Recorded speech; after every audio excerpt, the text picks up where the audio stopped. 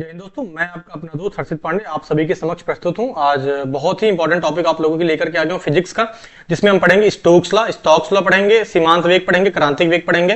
क्रांतिक वेग को क्या कहते हैं? क्रिटिकल वेलोसिटी कहते हैं। क्या कहते हैं? Critical velocity. सीमांत वेग को क्या कहते हैं? मार्जिनल वेलोसिटी कहते हैं। और स्टोक्स लॉ को स्टोक्स लॉ ही कहते हैं, क्योंकि स्टोक्स एक क्या थे? वैज्ञानिक थे, जिन्होंने फ्लूइड प्रॉपर्टीज में, मैकेनिकल प्रॉपर्टीज ऑफ फ्लूइड में इन्होंने अच्छे से साफ समझाया था कि फोर्स कैसे निकालते हैं। वहां पे आप लोगों को पढ़ेंगे 6 पाई ईटा आर भी पढ़ेंगे। ठीक है, जल्दी से हम पढ़ते हैं स्टोक्स का नियम। क्या पढ़ते हैं? स्टोक्स का नियम। स्टोक्स ने क्या बताया था? यदि द्रव में गिरने वाले गोले की त्रिज्या r1, द्रव का श्यानता गुणांक ईटा तथा गोले का वेग v हो, तो स्टोक्स के नियम से गोले पर लगने वाला श्यान बल मतलब विस्कस फोर्स क्या होगा? 6 पाई ईटा RV। इसे स्टोक्स बल कहते हैं, या फिर स्टोक फोर्स, या फिर स्टोक्स नियम कहते हैं। ठीक है, तो क्या हो गया? ये हमारा गोला हुआ। यहाँ पे हमने बनाया डिब्बा में हमने रखा लिक्विड। क्या रखा? लिक्विड। हमने बनाया द्रव। यहाँ पे क्या? गोले का कुछ होगा, इस पे त्रिज्या कुछ होगी, इसकी रेडियस, हमने इसकी रेडियस r1 मान लिया। और इस जो लिक्विड होगी, इसकी जो कोफिशिएंट ऑफ विस्कोसिटी होगी, जो इसकी श्यानता गुणांक होगी, वो हमने मान लिया नीटा। और इस गोले का जो वेग होगा नीचे गिरते समय, वो मान लिया हमने v मान लिया। तो स्टोक्स के नियम के अनुसार इस केस पे नियम के अनुसार गोले पर, मतलब पानी पर नहीं पूछ रहा है, यहाँ पे गोले पर लगने वाला बल क्या होगा। ठीक है, जैसे अगर यहाँ पे पानी में गिरता है तो इस पे क्या लगता है? ऐसे बल लगेगा ऊपर की तरफ। इसको क्या कहेंगे? इसको कहेंगे हम श्यान बल कहेंगे। यहाँ पे जो श्यान बल लगता है उसका जो फॉर्मूला होगा 6 पाई ईटा RV। क्लियर हो गया? इसे स्टोक्स का नियम कहते हैं। यही आपको इतना लिख करके आना है। ये मैक्स टू मैक्स किस में आता है? लघु उत्तरी में आ जाएगा 2 नंबर में, नहीं तो ये अति लघु उत्तरी में तो आता ही आता है, 100% आता है। चलिए सीमांत वेग पढ़ते हैं, मार्जिनल वेलोसिटी पढ़ते हैं। जब कोई वस्तु किसी श्यान द्रव में गिरती है, श्यान द्रव किसकी बात कर रहा है ये?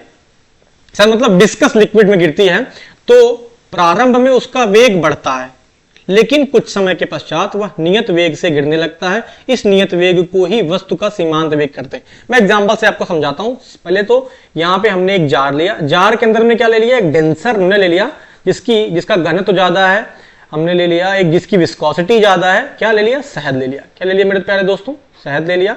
शहद की विस्कोसिटी ज्यादा होगी। अब हमने यहाँ पे क्या गिराया? हमने यहाँ पे कोई भी एक ऑब्जेक्ट गिराया। ऑब्जेक्ट गिराते तो इसकी स्पीड, भाई ऊपर से गिरा है तो हाइट की वजह से इसकी स्पीड ज्यादा होगी, ग्रेविटी की वजह से तो नीचे तो आ रहा है। तो यहाँ पे जब इसकी स्पीड ज्यादा होगी तो ये पानी में, मतलब शहद में गिरेगा, तो यहाँ पे स्टार्टिंग में तो इसकी गति बहुत तेज रहेगी, गति इसकी बहुत तेज रहेगी। लेकिन जैसे ही वो आगे की तरफ जाएगा, ठीक है, जैसे ही वो आगे की तरफ जाएगा तो यहां पे वो पाएगा कि उसकी जो स्पीड होगी वो क्या हो जाएगी? कांस्टेंट होगी, वो नियत हो जाएगी। क्या होगी? वो नियत वेग से गिरने लगेगा, कांस्टेंट वेलोसिटी से वो नीचे गिरने लगेगा। इस नियत वेग को क्या कहते हैं? इस नियत वेग को कहते हैं वस्तु का सीमांत वेग। आशा करता हूं आपको समझ में आ गया होगा क्या कहना चाह रहा हूं मैं यहाँ पे। क्लियर है? क्या सीमांत वेग हो गया? सीमांत वेग वस्तु की त्रिज्या के समानुपाती होता है। ठीक है, सीमांत वेग जो होगा मार्जिनल वेलोसिटी जो होगी वो डायरेक्टली प्रोपोर्शनल होगी किसके? त्रिज्या के। यही यहां पे कहना चाह रहा है, त्रिज्या की क्या होगी?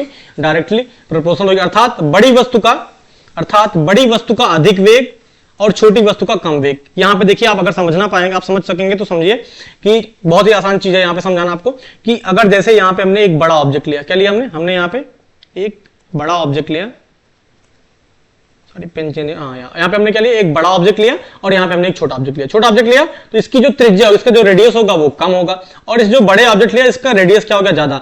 R2 is greater than R1। R2 की जो रेडियस होगी, त्रिज्या होगी, वो ज्यादा होगी R1 से। तो जब इसकी रेडियस ज्यादा, तो इसमें सीमांत वेग भी ज्यादा होगा।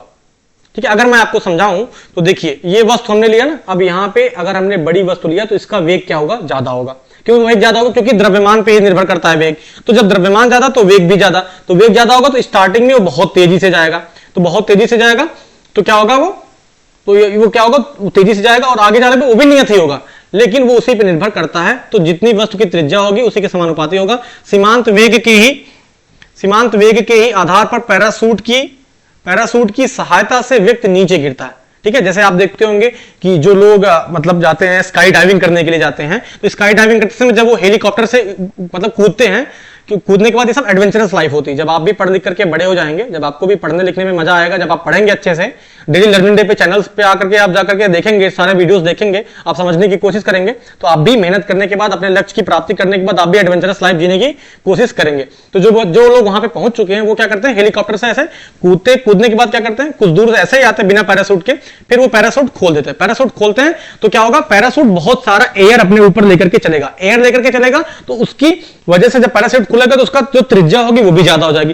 त्रिज्या ज्यादा होते ही उसका द्रव्यमान भी ज्यादा हो जाएगा, क्योंकि वो बहुत सारी हवा के साथ लेकर के आ रहा है, तो उसकी स्पीड से नीचे आता है। इसलिए उसमें सीमांत वेग का कॉन्सेप्ट वहां पे भी आता है। ठीक है, क्लियर हो गया। जल्दी से पढ़ते हैं, धारा रेखी प्रवाह, जिसको हम लोग कहते हैं स्ट्रीम लाइन फ्लो। जल्दी से पढ़ते हैं, एक लाइन की परिभाषा, किसी द्रव का वैसा प्रभाव जिसमें द्रव का प्रत्येक कण उसी बिंदु से गुजरता है जिससे उसके पहले वाला कण गुजरा था, तो ऐसे प्रवाह को धारा रेखी प्रवाह कहते हैं। मैं यहां पे समझाना चाहता हूं आपको, आप लोगों ने हो सकता है शॉर्ट्स या रील्स पे भी देखा हो, एक फ्लूइड आता है, जैसे यहाँ पे मैंने एक जार लिया, जार से हम क्या करते हैं, जार में एक लिक्विड हमें क्या करें, यहाँ पे फ्लो करा रहे हैं। ये हमने 3 फ्लूइड बनाया।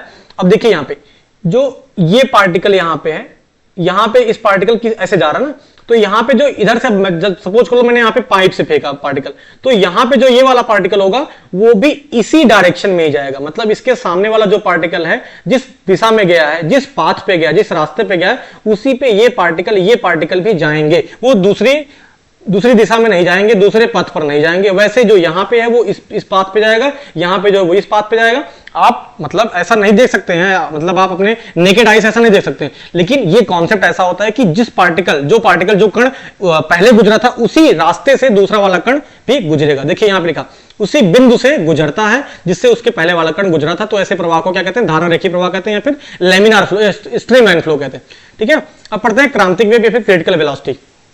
धारा रेखी प्रवाह की उच्च सीमा, जिसके कारण द्रव का प्रवाह धारा रेखीय न होकर विक्षुब्ध हो जाए। मतलब ये पानी यहाँ पे पॉइंट्स आ रहा था, ऐसा हो गया कि ये जो यहाँ पे ये कण था, ये पार्टिकल जो था, उसकी दिशा तुरंत परिवर्तित हो गई अचानक से, एक ऐसे पॉइंट पे जाकर के दिशा परिवर्तित हो गई। यही इसकी क्या हो गई, यही इसकी मैक्सिमम हो गई, क्या हो गई, इसकी उच्च सीमा हो गई। क्या हो गई, इसकी यही उच्च सीमा हो गई, जहां पे इसका फ्लो टूटता है वही इसकी उच्च सीमा हो जाएगी, किसकी, धारा रेखी प्रवाह की, जिसके कारण द्रव का प्रवाह धारा रेखी न होकर विक्षुब्ध या फिर टर्बुलेंट मतलब ऐसे आप मतलब लड़खड़ा जाना, ऐसे अचानक से घबरा जाना। ठीक है, तो वह वेग क्या हो जाएगा, क्रांतिक वेग हो जाएगा। क्लियर हो गया, आशा करता हूं आप लोगों को समझ में आ जाएगा, मजा आ गया होगा। जल्दी से मैं फिर से बताना चाहता हूं आप लोगों को कि 15 क्वेश्चन मैंने टॉप के 15 क्वेश्चन करा रखे हैं, आप जाकर के जरूर से जरूर देखिए। जो बच्चे लास्ट टाइम देखते हैं, मतलब जो अच्छे से पढ़ाई नहीं कर पाए किन्हीं कारणों की वजह से, वो जाकर के 15 क्वेश्चन जरूर देखिए। और जो लास्ट टाइम पे लर्निंग डे चैनल पे जो छोटे छोटे वीडियोस आ रहे हैं 10-15 मिनट के, वो जरूर देखिए आप, जिससे आपका भला हो जाए और आप अच्छे नंबर भी ला सके। 30 से कम तो आपको लाना ही नहीं है 50 में से, और जो अच्छे पढ़ने वाले तो 45-50 आराम से लाएंगे। और यहाँ पे आप देखेंगे कि कॉपी आपको लिखना कैसे, टीचर को कैसे उल्लू बनाना है, टीचर से कैसे आपको नंबर खींचना है, ऐसे पकड़ करके खींच लेना है। सर आपको नंबर देना ही पड़ेगा, ये हर्षित पांडे की गारंटी है। आप जिस हिसाब से आप कॉपी लिखेंगे उसी हिसाब से आपको नंबर मिलेगा। आप जितना भी तैयार कर लीजिए, आपको उससे मतलब नहीं है, आपको लिखना आना चाहिए अच्छे से। धन्यवाद दोस्तों, अगर मजा आया हो तो दोस्तों के साथ शेयर करिए, वीडियो को लाइक करिए और चैनल को सब्सक्राइब करिए।